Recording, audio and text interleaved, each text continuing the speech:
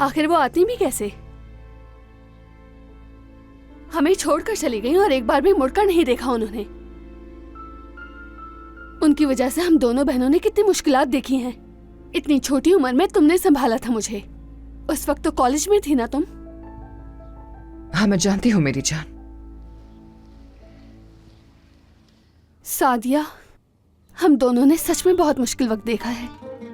करीम भाई के साथ तुम्हारी शादी बचाने के लिए बच्चों के साथ भी क्या किया हम दोनों ने। अम्मी जिन हालात में हमें छोड़ के गई थी, दोबारा उनमें नहीं जाना चाहती हूँ। इसीलिए मैं तुम पर सबा वाली बात के लिए गुस्सा करती हूँ। मुझे तो ये समझ नहीं आ रहा कि इतने सालों बाद ये औरत अचानक से कैसे लौट आई।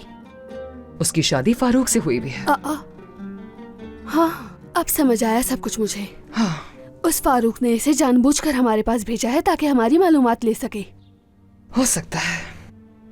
मेरी छठी हिस्स कह रही है कि हम दोनों की मुलाकात दोबारा जरूर होगी, बस किसी तरह से करीम को इसका पता ना चल सके। अरे सादिया, मुझे तो समझ नहीं आती। तुम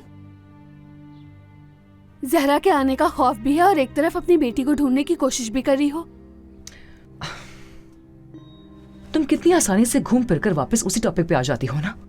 और ये मत समझना कि मैं जहरा के वापस आ जाने के बारे में तुमसे नहीं पूछूंगी। उफ।